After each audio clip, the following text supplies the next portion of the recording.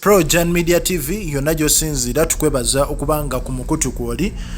Olunaku olwaleero omukyala amanyiddwa nga Winnie Nwagi n'omukyala omulala amanyiddwa nga Vinka ne mwana muwala omupya gwe bakagatta ku ttiimu ya Swangs Avenue gwe bayita Azawi.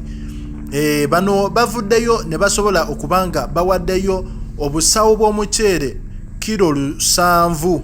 Bawaddeyo obusawo bw'omuceere kilo 7 okusobola okubanga bayamba abantu ab'enjawulo, era nga mu bantu ab'enjawulo mubaddemu ba DJ.